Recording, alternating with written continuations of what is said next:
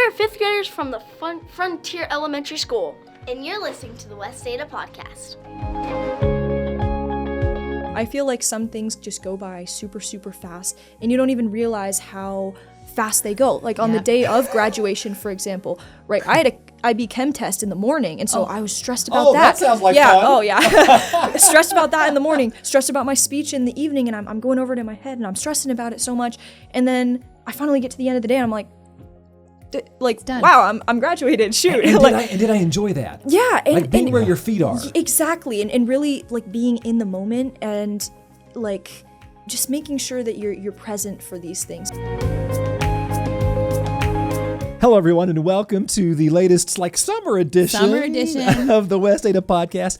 I cannot wait for you all to hear these two bright, amazing young students who came on to talk to us. They were both graduation speakers. Yep. And just amazing young adults. Ken, I always say I get secondary mom pride for these kids, but they're phenomenal. James graduated from Owyhee. He's headed off to serve a mission in the Philippines, and I won't get all into it, but Madison is a speaker from Renaissance High School, and they're just brilliant, and they give so much love and credit back to their educators. 100%. And I think if you're a student going into high school, or maybe you're a parent that is trying to shepherd your child along into high school, getting the perspective of these two young people is going to be invaluable to you. So, and also to your point, the amount of teachers and coaches who had a major impact on their lives is just cool to hear.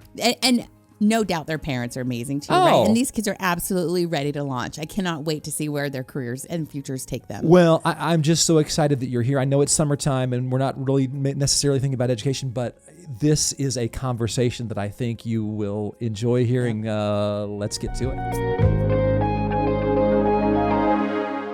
Madison and James, welcome to the West Ada Podcast. It's great to have you here. Thank you. Great to be here. Yeah, both Madison, you guys. do you want to just kind of jump right in and share your background with us? How long you were in West Ada? Did you start kindergarten and go all the way through? Are you a K through 12er? No, actually, I'm a transplant. I'm here from Washington. Okay. I moved in the 8th grade, or summer before 8th grade, and I've been here ever since. And so I started at Eagle Middle, and then now I was at Renaissance High School. Isn't it weird, past tense? Yeah. Oh my gosh, I just graduated. Exactly, yeah. I was going over that in the car. I was like, wait, I have to say I was from Renaissance. But outside of school, I do competitive swim, and I'm also, I consider myself pretty artsy. I love to sing, and I don't know, that's me. I love it. Well, and James, you're kind of a transplant too. Yeah. Came from Texas. Yeah, Ooh. I came from Texas summer of 7th grade to Star Middle, and then went to Owyhee the past 4 years, go Storm. And I also did a few sports. I did, in a moment of time, I did club soccer, and then played for Owyhee freshman year, and then fell in love with running due to track. So I just did track and cross country for the rest of my time. I was just going to say, are you those crazy cross country people who just run and run for no reason? It's better than the sprinting. I tell you, I can't sprint for the life of me. I'm with him. You got to run a little bit more. As long as you really like the pain, right? I mean, come on. Oh my gosh. Yeah. That's impressive. I don't know. I love track because I can sprint.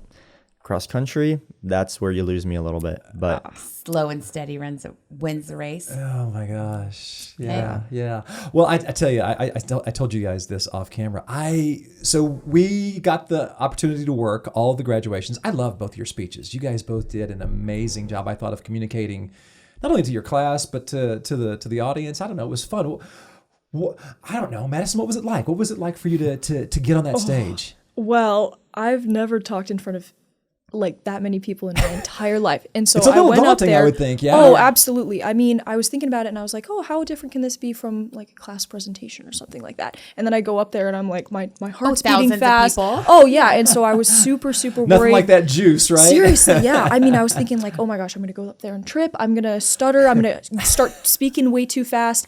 But thankfully that didn't really happen, and I was calm. I was kind of calmed down. I was talking to the other speaker while our principal was presenting us, and I was like, "Oh my goodness, Mike!" I love Miss Eddie, by the way. Yeah, I'm she's awesome. Sorry, squirrel. But I just love Miss Eddie. She's great, we're happy to have her. She's awesome.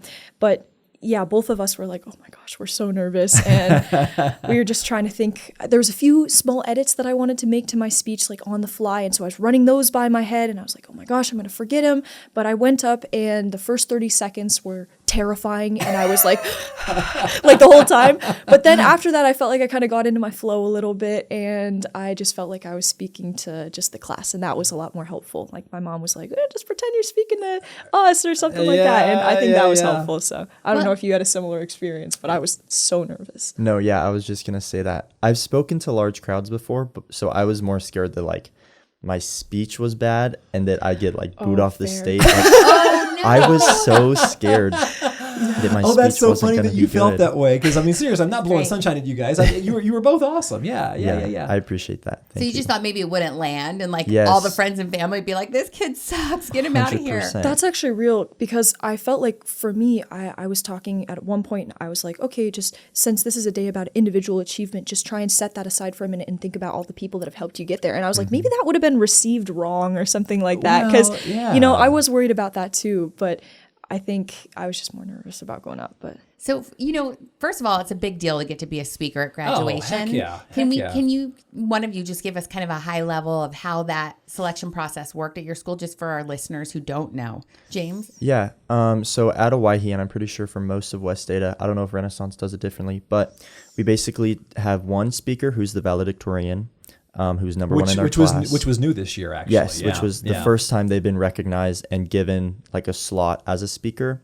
Typically, it's how I was voted in, which is top 10% is voted from the students to be one of the speakers. Got it. out So of like ranking 45. as far as GPA, that kind of thing, Correct. top 10%. Yes. Okay. Well, and valedictorians, just to kind of add on a little bit, valedictorian, those people could either choose to speak or not speak, but it was kind of different to have that as kind of a New option. part of how we were doing things this year. Yeah. Same at Renaissance? a little different. It's both speakers are voted in from the top 10%. Yeah, I think that's the only difference though. Yeah. Yeah. And Renaissance, I think it might be a little bit more difficult. I was kind of imagining how you guys might even pick your valedictorian. So because your GPAs are just so crazy with all your Yeah. IB and Yeah. So it's definitely interesting. For our IB students, usually our IBDP students end up making a lot of the top 10 slots or the top 10% slots because we do have so many HL classes. But there's also a few AA kids that make it in and IBCP students. And that's a lot of acronyms. I Yeah. know. So if you're not International Baccalaureate Certificate Program, I just International realized Baccalaureate Diploma Program. Yeah. I just realized I was blurting those out. So. Well, welcome to education. There you We've got go. So Fair. many, and I'm not an educator, but we've got so many different acronyms and different ways of trying to communicate that. It's just kind of crazy. But anyway, yeah. But we also the other thing is we also have a pretty small class of graduating seniors. And so usually everyone that has, if you're an AA, if you have a 4.0, or if you're an IB, maybe you have a couple Bs, then you're probably going to make it into the vote. And then it's just like a school-wide, senior-wide vote, and everyone gets to choose. Yeah, that's really cool. That's really well. I was kind of interested in how you all decided what you wanted. We've touched on this a little bit, but I don't know, James, you kind of used humor a little bit, and Madison, you were more like sharing personal stuff. How did you decide, James? How did you decide what you wanted to say and kind of how you wanted to say it? Sure. What does that process What did that look look like? Yeah. So completely honest here. Sophomore year, I knew exactly what I wanted to talk about. Wow. If I ended up staying the valedictorian, because everyone at Owyhee was, if you had a 4.0, you were number one.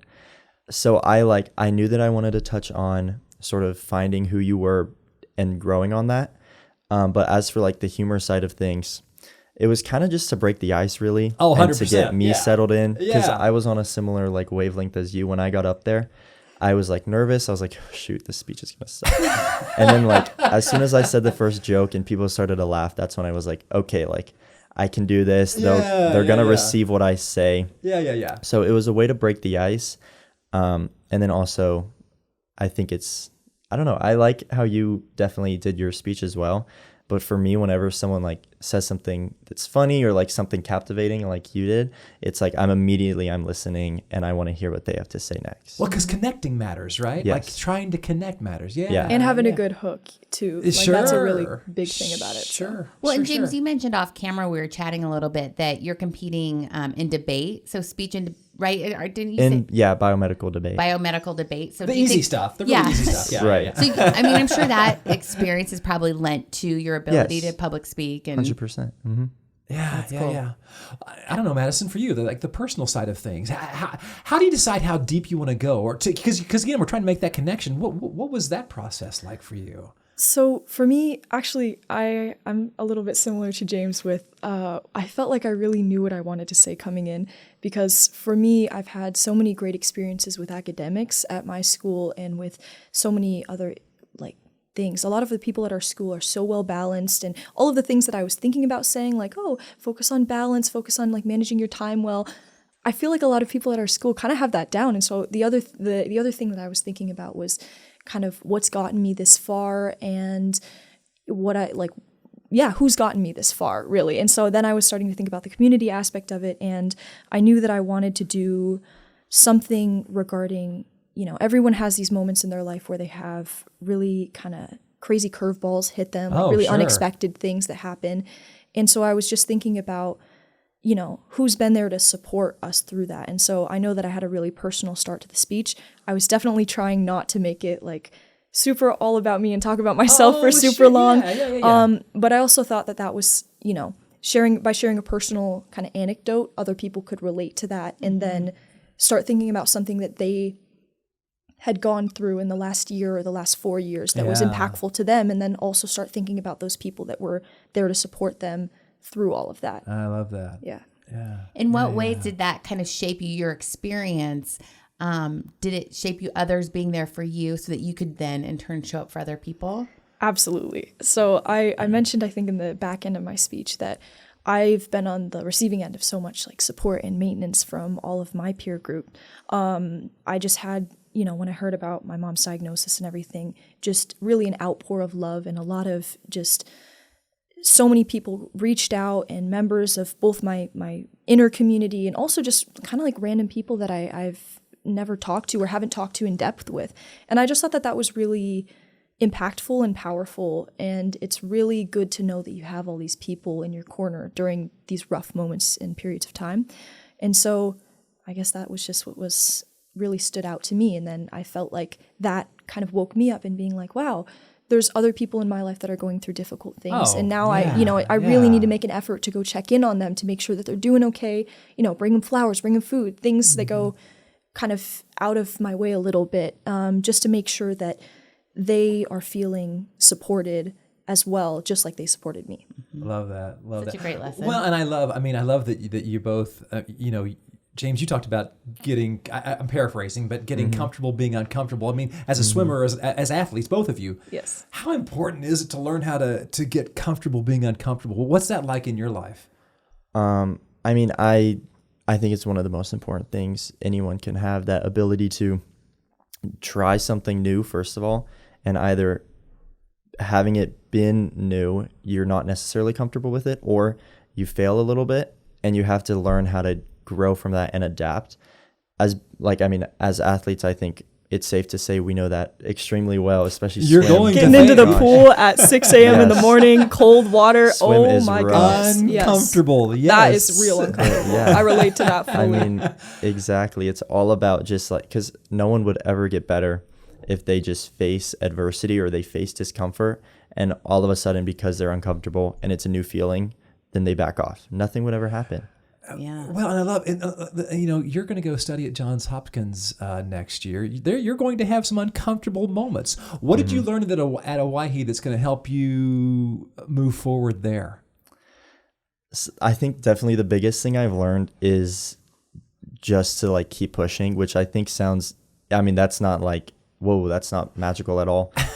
But it's true. It's true. Yeah. My calc teacher and my chem teacher taught me that better than anyone. Those are probably some of the toughest classes I've took, but I never backed down by any means. And even though it was difficult, just keep going through the class, keep trying to learn and keep studying, I think really stuck out to me. And then I can definitely see myself in the next few years being like, shoot, this class is super hard. I don't know what to do. But because of those teachers, I can just like, it's okay.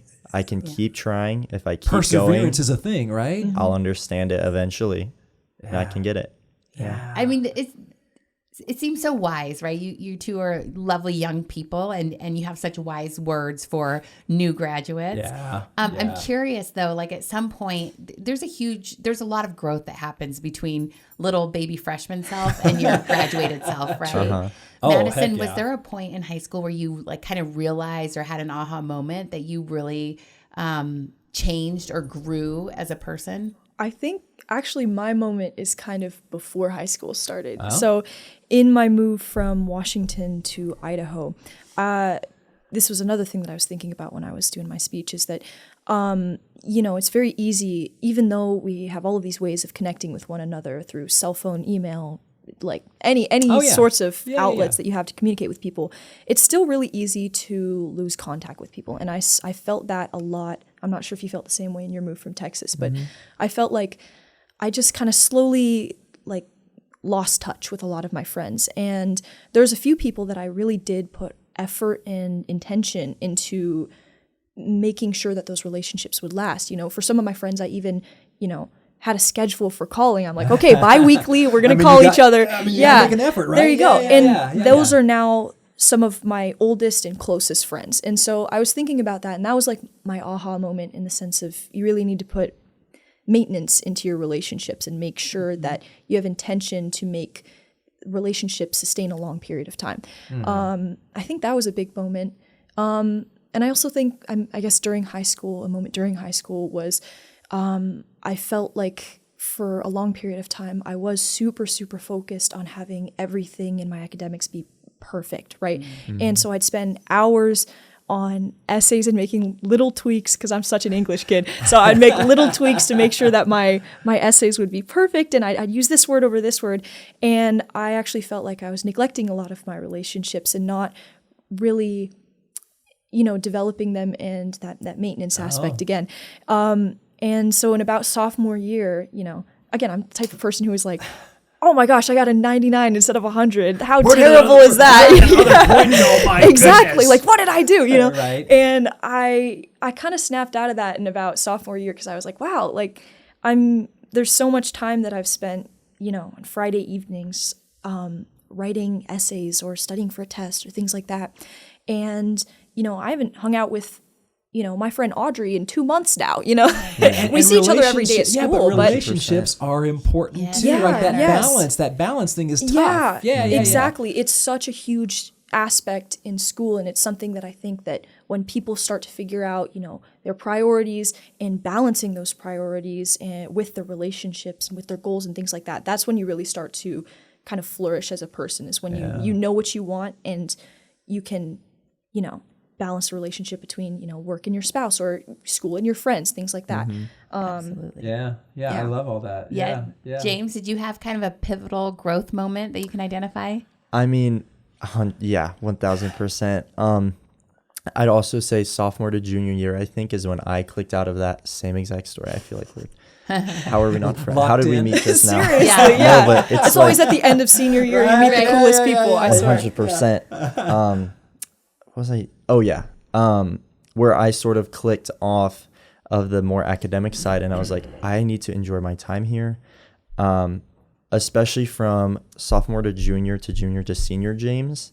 I mean, I was just talking to my friend about this. I think I changed so much, like, socially. In that makes sense. My relationships and, like, being a better friend, being there for others, but also growing my connections and growing the amount of people I know. I don't know. I find it very beautiful that I can say that, I know someone from Eagle who knows someone from Renaissance who knows someone from, Coeur d'Alene. The interconnectedness of being like a West Ada student flourishes like so far out of the valley that, I don't know, I find it like very transformative, because that's where I was really like, it's not just like my academics and my accolades. It's like what do I bring to the table for others? And how can I be a better person for others and not just a better person for like my teachers? So then I tried to just, I don't know. Being I think that's why. Yeah, I think that's why I loved y'all's speeches, just because it was about, a lot of it was about service and thinking about other people, that kind of thing.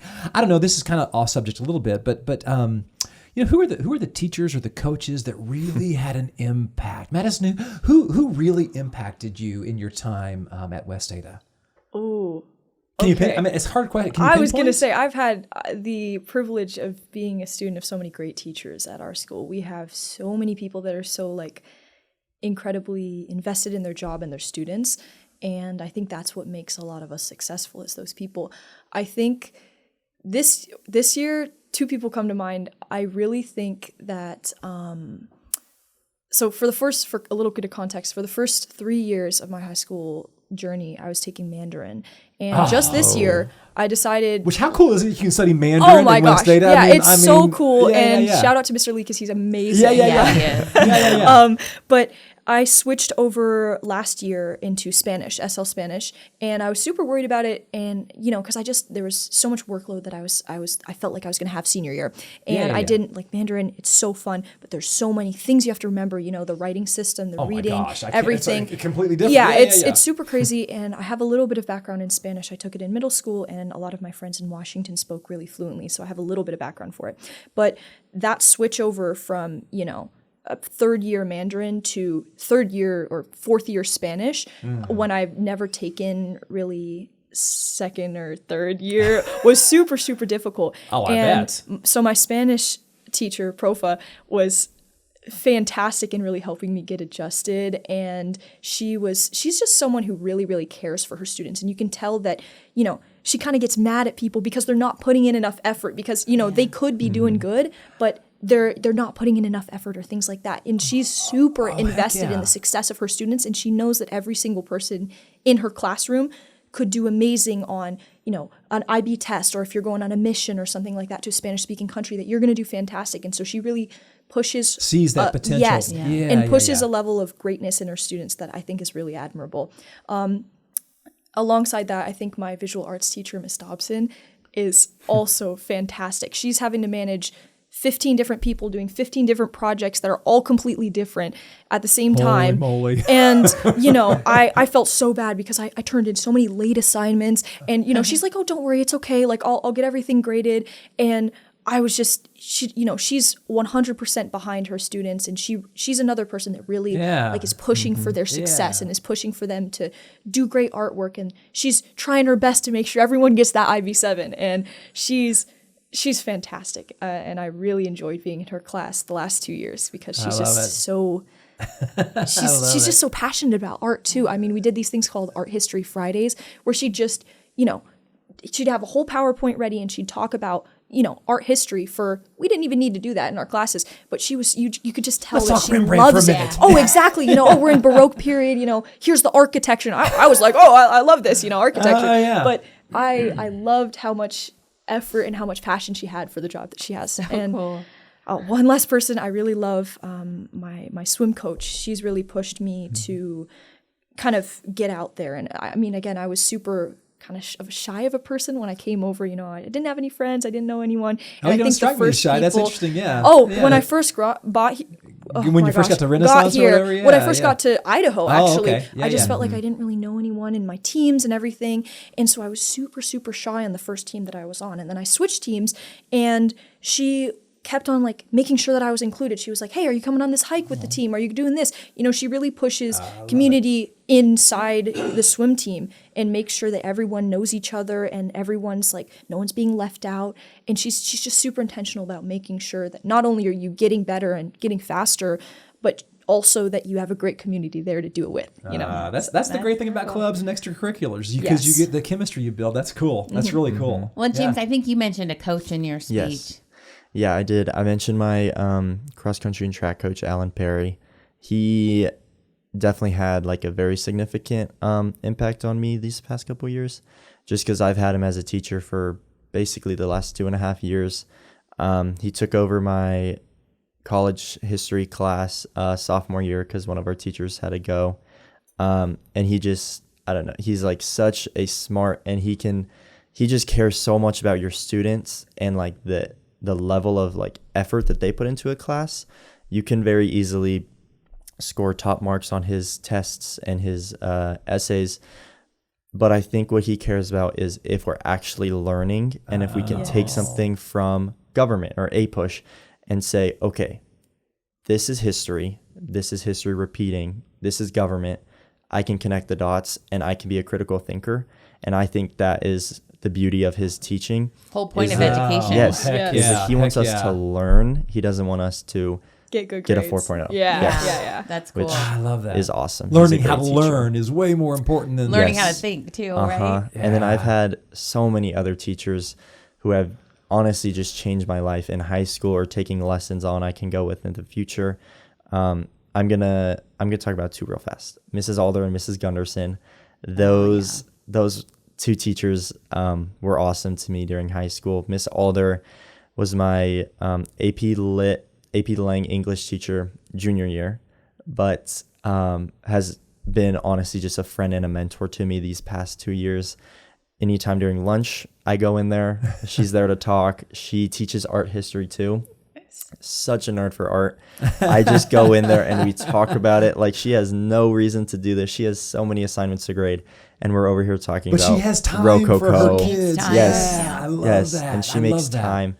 She has helped me build a house in psychology that I did not need to build just for fun. She's helped me learn more about art. She's took us on a New York field trip to New York City. No art there or anything. Yeah. No, nothing. I mean, nothing huge. Just nothing to see. Yeah, that small thing. Yeah. Oh my gosh. And yes, she's just one of the best teachers I've ever had. And then Miss Gunderson, she's just an angel. She's so smart, so wise. I could go to her with any piece of questions or concerns, and she would give me some piece of advice that like I want to see on a wall. Like, she is so incredibly smart and wise in the way that she goes about things, but the way that she teaches and leads others, I think, is one of the most phenomenal ways a teacher can have an impact on her students, because she's very similar to my coach Perry, where they just want us to learn and be a critical thinker at the end of the day. They're both social studies teachers.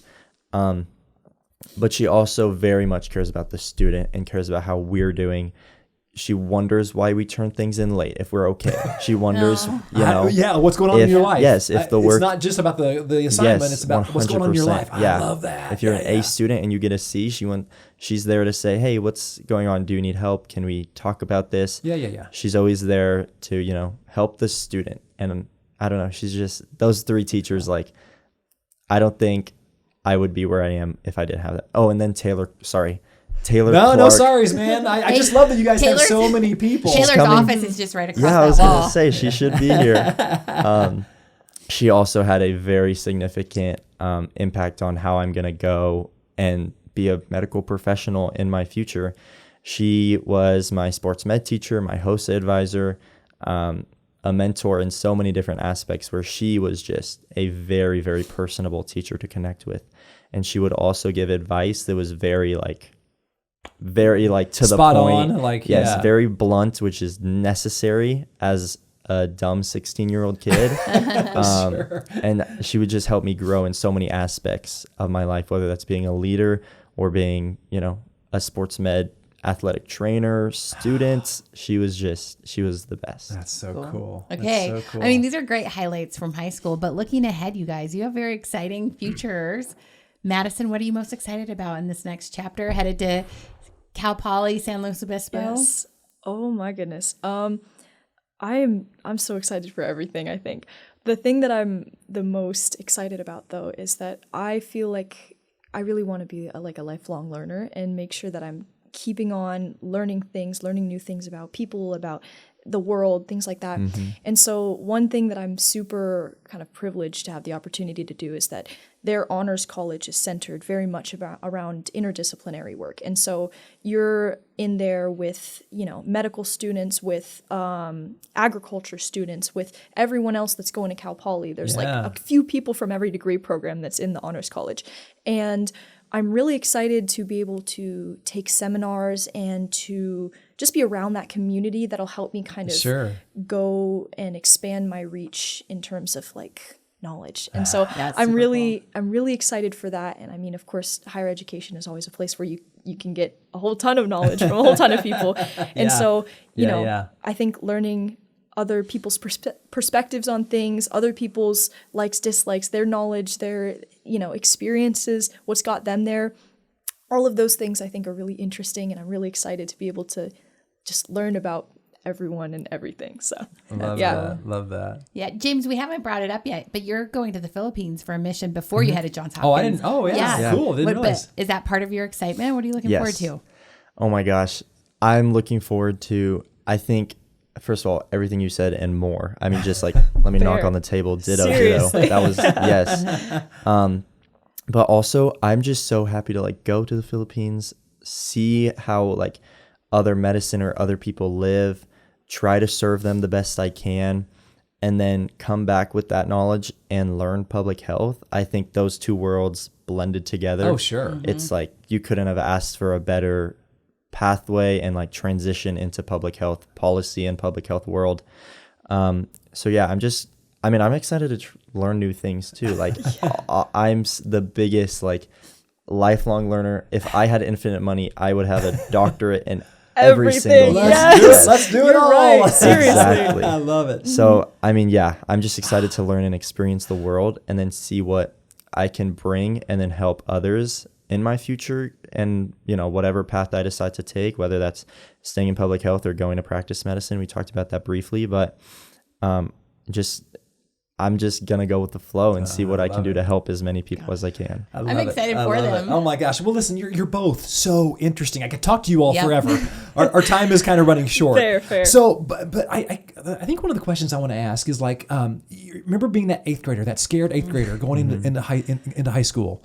What would you say to that scared eighth grader to be successful? And maybe even from I know this is impossible for you all, but a parental lens. Like, what advice would you give to parents and students who are about to start high school in West Ada? What would you say? Madison, you want to start us off? Sure. Okay. So maybe from a parental lens, I'm going to say something that my parents always say to me. Oh, I love it. I mean, we talked about balance earlier. Oh, yeah. And I really think that is a super huge thing to keep in mind when you're starting high school. You know, and also what James was talking about earlier about enjoying the experience. You know, I feel like some things just go by super, super fast and you don't even realize how fast they go. Like on the day of graduation, for example, right? I had a IB Chem test in the morning, and so I was stressed about that. Oh, that sounds like fun. Oh, yeah. Stressed about that in the morning, stressed about my speech in the evening, and I'm going over it in my head, and I'm stressing about it so much. And then I finally get to the end of the day, and I'm like wow, I'm graduated. Shoot. And did I enjoy that? Yeah. And, like being where your feet are. Exactly. And really like being in the moment and like just making sure that you're present for these things, because sometimes they go by so fast and you don't even realize it. And then you're off the stage, you have your diploma and you're back in your seat and you're like, dude, wow, okay. Like everything went by. And I think about my high school experience, and there's been so many things that I feel like I have been present for, but then so many days that also just blended together over time and that I just don't remember at all. And I kind of feel a little sad about that, because even though they were just regular days or stuff, they're days that I had with my friends and things that, you know, just if I slowed down a little bit and I was in the moment a little bit more, then, you know, there's just something interesting in every day that I think that you can focus on so that the days don't blur together. And it's really important to not only be balanced and have your priorities straight, but also to just be there, enjoy it, and make sure you're present in the moment. Yes. Love that. That's cool. Love that. James? I think what I would tell my 8th grade self first is just to try everything. Like, I was one of those people where I would do a ton of clubs, I would do a ton of everything, and then I maybe wouldn't give it 100% of my effort. I'd go back and I'd say, you know what? Give 110% of your effort in every club, every sport, everything you're a part of, so that you can really soak all of it in and be there in the moment, because you're actively trying to give all of your attention towards this one thing. So I'll talk about HOSA real quick. When I first joined HOSA, I kind of did it as like oh, this is another club to put on the resume. Like, this is chill. Which is what a lot of people do. Yes, exactly. Sure. Yeah. And then it like very quickly spiraled into something like, oh, I'm going to do this next year. And then I'm going to be a state officer to represent Idaho because I want to give it 110% of my effort. And I want to, I don't know, I would just tell anyone and everyone, try everything and then find what you love and give it 100% of your effort and 100% of your time. Because it does go fast, which like I hate saying that because it sounds so dumb. It goes by fast. Cliche, but it's true. Yes. Yeah. But at times it also goes by super slow. And I feel like sticking to things and giving those things your attention speeds it up, but also slows it down. It it puts you what you want to do. That is the most memorable thing, and that's going to slow down, and you're going to appreciate that and love that. And then everything, all the background noise will just quickly go away. You know, like you're going to be a state officer for HOSA and you're not going to be worrying about the 3 chapters you need to read in Frankenstein. Like, you'll be okay. Mary Kelly and her Frankenstein. Oh my goodness. Just make them up. Truly Spark Notes. So when, like Ken said, we could talk to you all day, but what a joy. Thank you for representing your schools. Thank you for representing West Ada. Thank you for being bright lights in the world. And please check back in with us. I always tell Ken, I get secondary mom pride for all of our students. So I just really need to know where you guys go and how things work out. So well, thank you both. Thank you for your leadership. Thank you for your willingness to stand up on a stage and speak cool words. It's I'm belaboring the point, but it's really cool. Thank you both for taking the time to join us. Of course. Thank you for having us. Mm-hmm. Well, I could have, literally, no kidding, I could have talked to them all day long. Yep. I kind of was getting lost in what they had to say and then had to be like, oh, wait, we have a time frame. We have a little bit of a time. Well, it's just so cool. And you mentioned earlier, I will absolutely, I can't let you, we talk about these speeches, I will put links in the show notes to both James and Madison's speech, so you can go back and listen to what they had to say, because just their ability to connect, not only to their peers, but the people in the audience at large, just really cool. So enjoyed having them here. Thank you, as always, for being here as well. Please subscribe wherever you get your podcast, on Spotify, Google, on Amazon. If you listen on iTunes, please rate us and leave a review. You can also go to YouTube, watch past episodes there as well. We would love to have you do that. And to learn more, you can go to westada.org/podcast.